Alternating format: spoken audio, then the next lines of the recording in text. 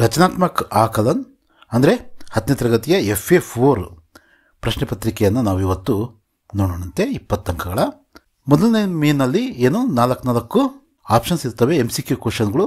ಒಂದನ್ನು ನಾವು ಆನ್ಸರ್ ಬರೀಬೇಕು. ಹೇಗೆ ನಾವು ಆನ್ಯುವಲ್ ಪೇಪರ್ನ ಬರಿತೀವೋ ಹಾಗೆ. ಇದು 20 ಅಂಕ ಆದ್ದರಿಂದ 2 ಪ್ರಶ್ನೆ ಇರ್ತವೆ. ಮೊದಲನೇ ಪ್ರಶ್ನೆಯನ್ನು ನಾವು ನೋಡೋದಾದರೆ, ರಾಜಮಹಲ್ ಶಬ್ದ इस समास के लिए उदाहरण है.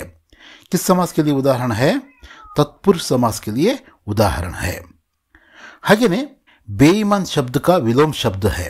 ಬೇईमान ಅದಕ್ಕೆ ಆಪೋಸಿಟ್ ವರ್ಡ್ ईमानदार. बेईमान ईमानदार.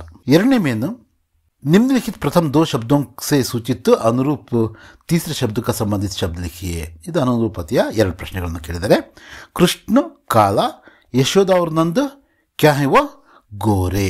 ಗೋರೆ ಅಂತ ನಾವು ಬರಿಬೇಕು. ಗೋರೆ. ಕಾವೇರಿ ನದಿ, जो क्या है? जल प्रपात. जल प्रपात. ಹಾಗೆಯೇ ನೆಕ್ಸ್ಟ್ ಮೇನು ನಿಮ್ನಲಿಖಿತ ಪ್ರಶ್ನೆಗೆ ಉತ್ತರ एक एक वाक्य में लिखिए ಅಂತ 2 ಪ್ರಶ್ನೆಗಳನ್ನು ಕೇಳಿದರೆ, पश्चिमी घाट किसे कहते हैं? ಕರ್ನಾಟಕ ಸಂಪದ ಪಾಠದಿಂದ ಕೇಳಿರ್ತಕ್ಕಂಥದ್ದು. कर्नाटक के पश्चिम में फैली लंबी पर्वतमालाओं को क्या कहते हैं? पश्चिमी घाट कहते हैं. रामू ने किस विषय का गृह कार्य नहीं किया था? किस विषय का ಅಂತ ಇದೆಯಲ್ಲ, गणित विषय का. गणित विषय का क्या नहीं किया था? गृह कार्य नहीं किया था. 4ನೇ ಮೇನು 2-3 ವಾಕ್ಯದಲ್ಲಿ ಉತ್ತರಿಸಬೇಕು. ಪ್ರತಿ ಪ್ರಶ್ನೆ ಕೂಡ 2 ಅಂಕದ ಪ್ರಶ್ನೆ, ಒಟ್ಟು 6 ಅಂಕಗಳಿಗೆ. ಯಶೋಧ ಕೃಷ್ಣ ಕೆ ಕ್ರೋಧ ಕೋ ಕೈಸೆ ಶಾಂತ ಕರ್ತಿ ಹೈ? ಸೂರ್ಶ್ಯಾಮ್ ಪದ್ಯದ ಈ ಒಂದು ಪ್ರಶ್ನೆಯನ್ನು 2 ಅಂಕಗಳಿಗೆ ಕೇಳಿದರೆ, ಗಾಂವ್ ಕೋ ಆದರ್ಶ ಗಾಂವ್ ಕೈಸೆ ಮನಾಯಾ ಜಾ ಸಕ್ತಾ ಹೈ? ಬಾಲಶಕ್ತಿ ಪಾಠದ ಪ್ರಶ್ನೆ ಇದು. ನಾಗರಿಕೋಂಕೆ ಕೊಯ್ 3 ಕರ್ತವ್ಯ ಲಿಖಿಯೇ.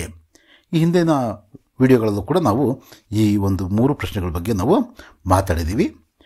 ಅಲ್ಲೂ ಕೂಡ ನೀವು ಇದನ್ನು ನೋಡ್ಬೋದು ಅಥವಾ ನಿಮ್ಮ ನೋಟ್ಸೋದು ಕೂಡ ಇದ್ದಾವೆ. 4 ಅಂಕದ 2 ಪ್ರಶ್ನೆಗಳನ್ನ ಕೇಳಿದರೆ 8 ಅಂಕಗಳಿಗೆ. ಕರ್ನಾಟಕ ಸಂಪದದಿಂದ ಕೇಳಿದರೆ, ಕರ್ನಾಟಕಕ್ಕೆ ಪ್ರಾಕೃತಿಕ ಸೌಂದರ್ಯ का वर्णन कीजिए. ತುಂಬ ಇಂಪಾರ್ಟೆಂಟ್ ಆದಂತಹ ಪ್ರಶ್ನೆ ನಾಳಿನ ಎಕ್ಸಾಮ್ಗಳಿಗೂ ಕೂಡ ನಿಮಗೆ. ಹಾಗೆಯೇ ಇದು ಕೂಡ ಇಂಪಾರ್ಟೆಂಟ್ ಅಲ್ಲ, ತೀರಾ ಇಂಪಾರ್ಟೆಂಟ್. असफलता एक चुनौती है, इसे स्वीकार करो. क्या कमी रह गई देखो और सुधार करो. जब तक न सफल हो नींद चैन को त्यागो. तुम संघर्ष का मैदान छोड़कर मत भागो तुम. ಈ 2 ಕೂಡ ಇದು ಮತ್ತೆ ಇದು ನಿಮಗೆ ನಾಳಿನ ಎಕ್ಸಾಮ್ಗೂ ಕೂಡ ಇಂಪಾರ್ಟೆಂಟು.